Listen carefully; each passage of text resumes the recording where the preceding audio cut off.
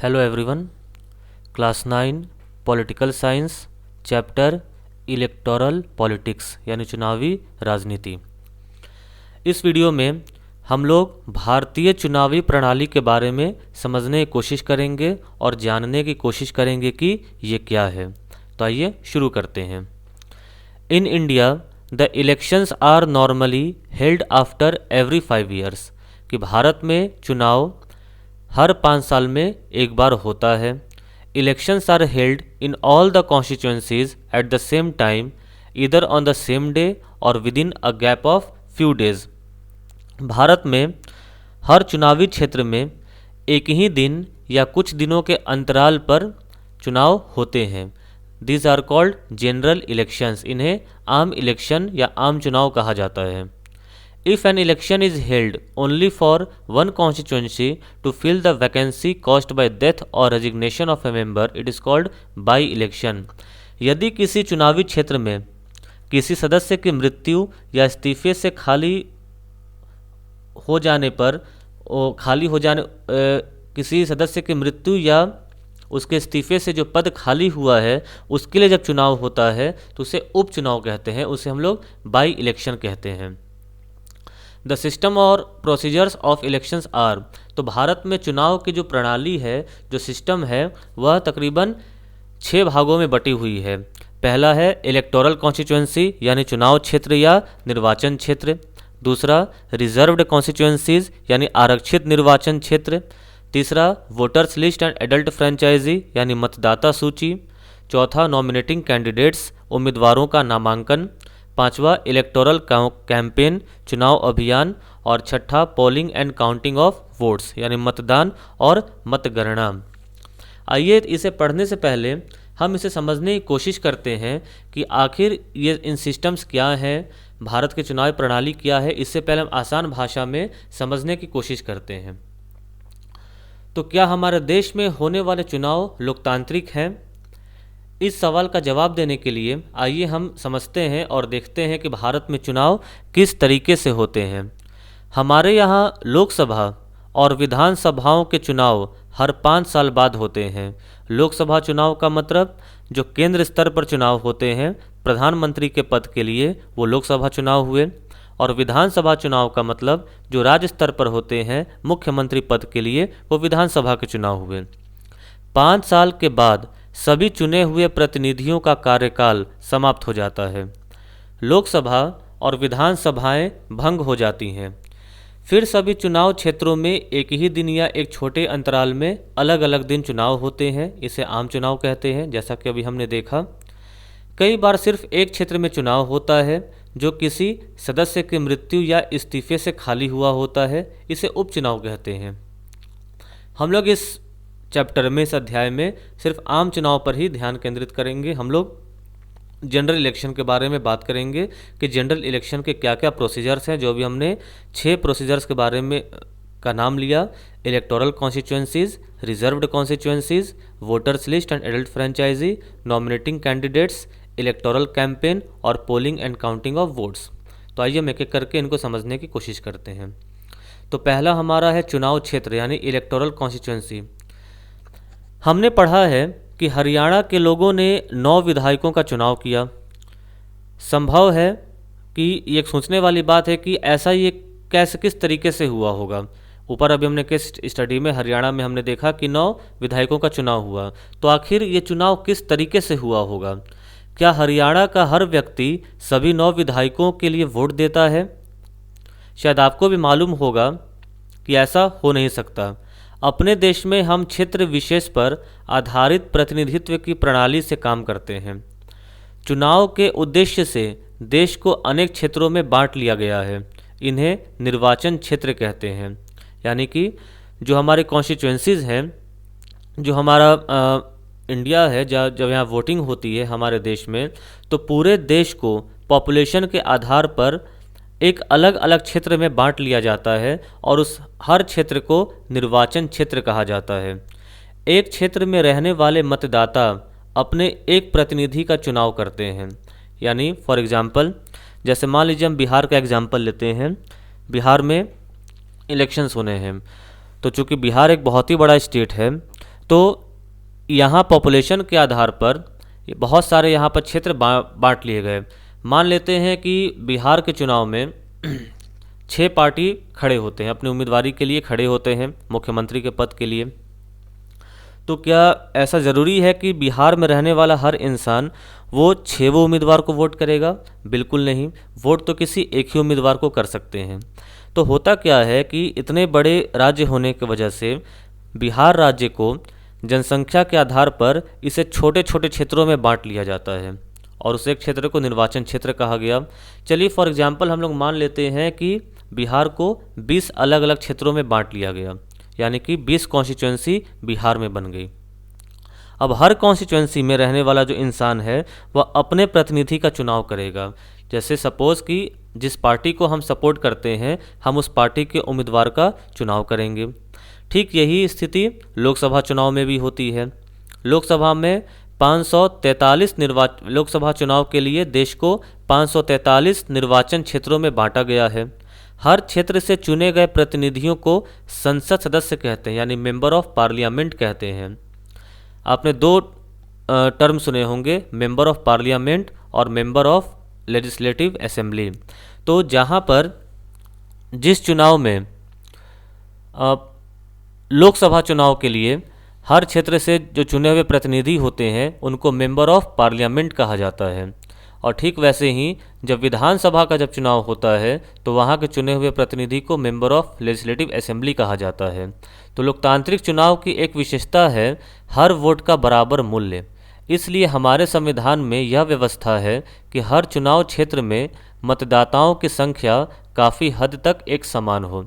यानी यह कोशिश की जाती है जब क्षेत्र को बांटा जाता है तो ये सदैव कोशिश रहती है कि हर क्षेत्र की जो पॉपुलेशन है वो करीब करीब समान हो, उसमें बहुत ज़्यादा का अंतर ना आए। इसी प्रकार प्रत्येक राज्य को उसकी विधानसभा की सीटों के हिसाब से बांटा गया है।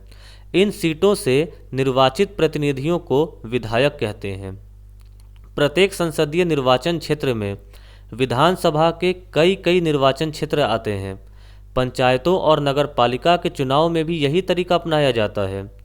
प्रत्येक पंचायत को कई वार्डों में बांटा जाता है जो छोटे छोटे निर्वाचन क्षेत्र हैं। प्रत्येक वार्ड से पंचायत या नगर पालिका के लिए एक सदस्य का चुनाव होता है। कई बार निर्वाचन क्षेत्रों को सीट भी कहा जाता है क्योंकि हर क्षेत्र संसद या विधानसभा की एक सीट का प्रतिनिधित्व करता है। इसलिए जब कहते हैं कि लोक दल ने हरियाणा की 6 सीटें जीती हैं तो इसका मतलब ये है कि विधानसभा के 6 निर्वाचन क्षेत्रों से लोक दल के 6 लोग जीतकर राज्य विधानसभा में पहुँचे हैं। तो ये हुआ इलेक्टोरल कॉन्स्टिट्यूएंसीज यानी चुनाव क्षेत्र। आइए एक बार फिर से इसे हम समझने की कोशिश करते हैं कि यह है क्या। तो यहाँ पर before the election the whole country is divided into constituencies on the basis of population, कि चुनाव के पहले पूरे देश को छोटे छोटे क्षेत्रों में बांटा जाता है जिसे कॉन्स्टिट्यूएंसीज इलेक्टोरल कॉन्स्टिट्यूएंसीज कहा जाता है उसके जनसंख्या के आधार पर। और यह कोशिश की जाती है कि हर कॉन्स्टिट्यूएंसी की जो पॉपुलेशन है वो करीब करीब समान हो, एक समान हो। These are termed as electoral constituencies. There are 3 types of electoral constituencies.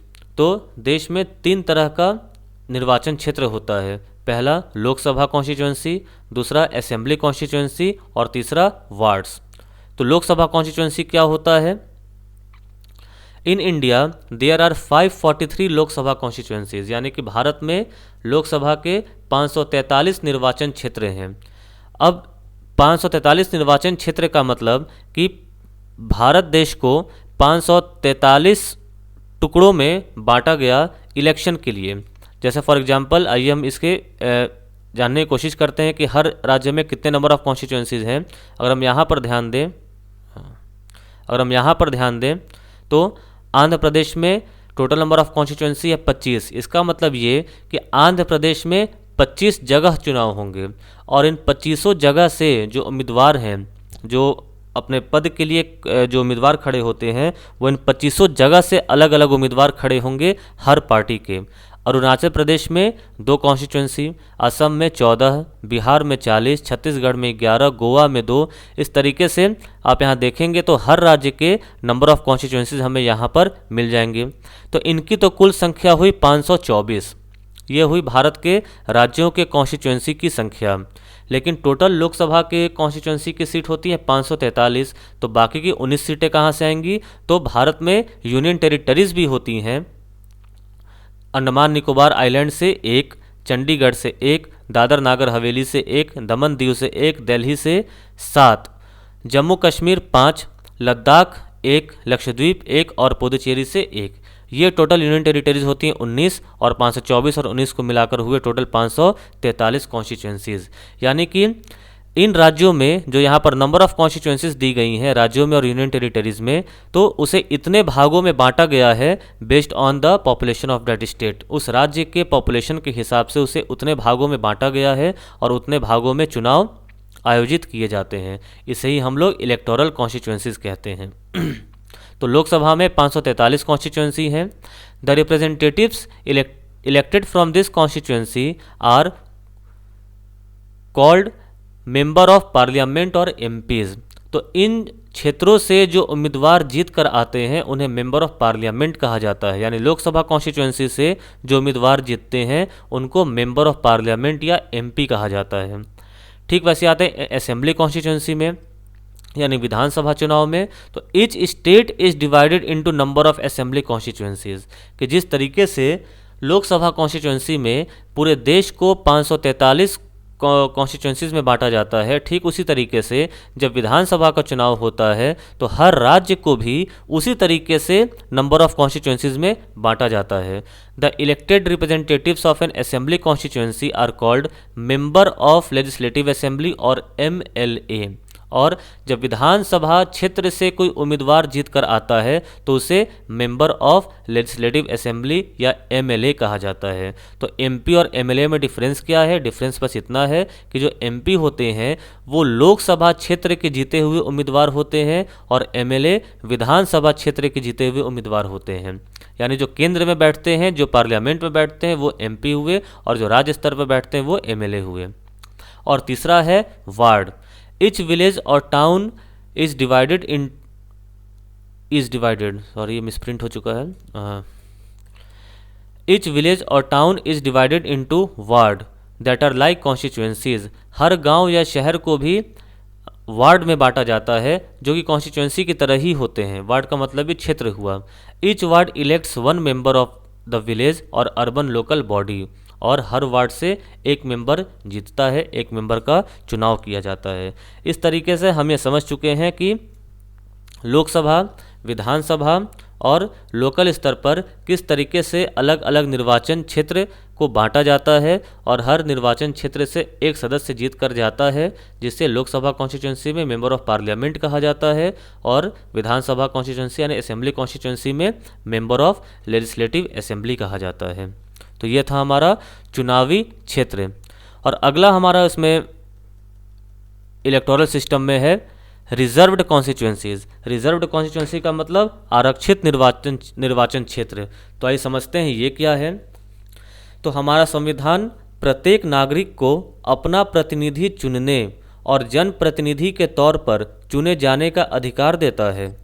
लेकिन हमारे संविधान निर्माताओं को चिंता थी कि संभव है खुले चुनावी मुकाबले में कुछ कमज़ोर समूहों के लोग लोकसभा और विधानसभाओं में पहुंच नहीं पाएंगे।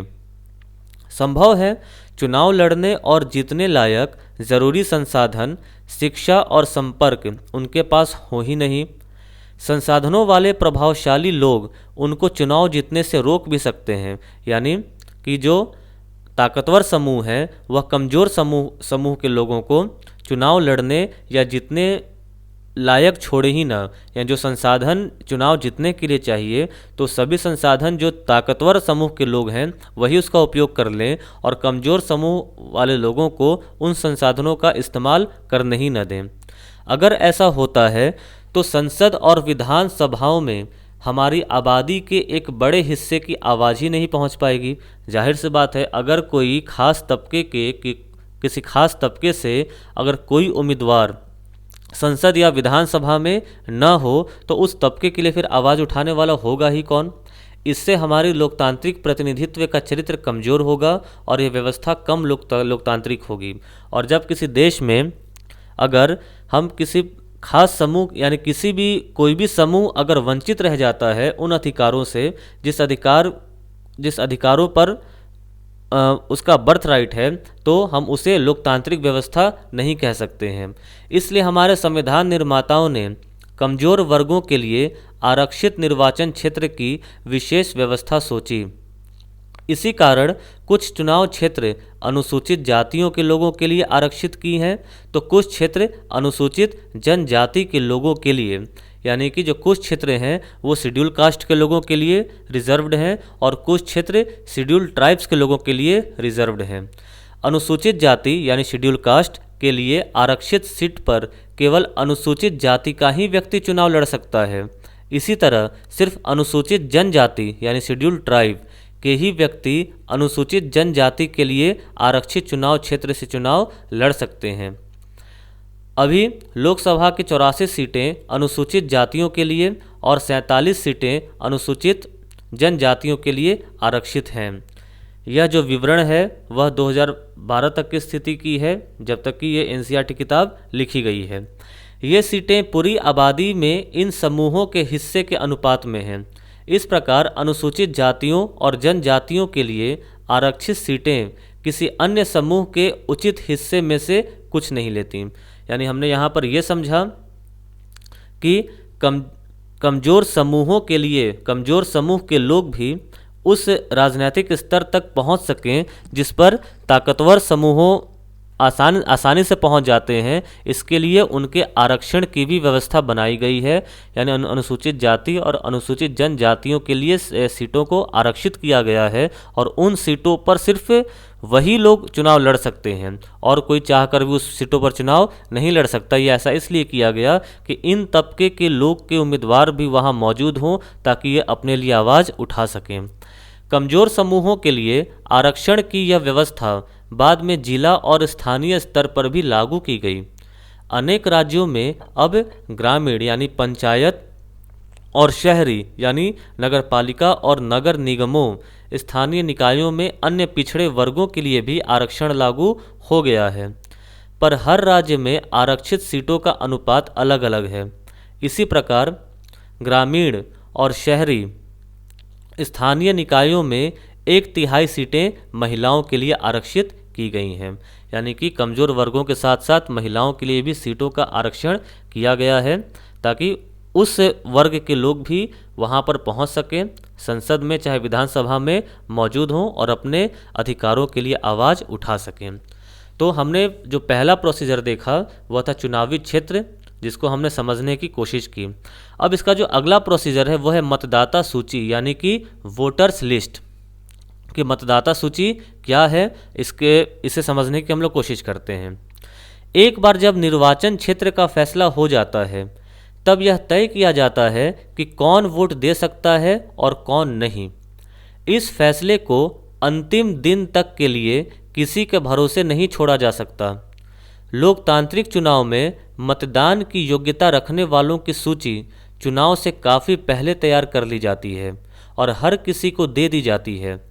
इस सूची को आधिकारिक रूप से मतदाता सूची यानी कि वोटर्स लिस्ट कहते हैं। यह एक महत्वपूर्ण कदम है क्योंकि इसका सीधा संबंध लोकतांत्रिक चुनाव की पहली शर्त अपना प्रतिनिधि चुनने के लिए हर किसी को समान अवसर मिलने से है। पहले चैप्टर में हमने यूनिवर्सल एडल्ट फ्रेंचाइजी के बारे में पढ़ा था। व्यवहार में इसका मतलब है कि हर किसी को मत देने का अधिकार होना चाहिए, हर किसी को वोट देने का अधिकार होना चाहिए और हर एक के वोट का इक्वल वैल्यू होना चाहिए। जब तक ठोस कारण न हो किसी को मताधिकार से वंचित नहीं किया जाना चाहिए। अलग अलग नागरिक अनेक मामलों में एक दूसरे से भिन्न होते हैं। कोई अमीर है, कोई गरीब, कोई बहुत पढ़ा लिखा है तो कोई कम या एकदम अशिक्षित, कोई बहुत दयालु है तो कोई नहीं, पर हर कोई इंसान तो है और अपनी ज़रूरतों और विचारों के अनुरूप समाज में योगदान करता है। इसलिए सभी को प्रभावित करने वाले निर्णयों में सबकी भागीदारी होनी चाहिए। हमारे भारत देश में 18 वर्ष और उससे ऊपर की उम्र के सभी नागरिक चुनाव में वोट डाल सकते हैं। नागरिक की जाति, धर्म, लिंग चाहे जो हो, उसे वोट देने का अधिकार है।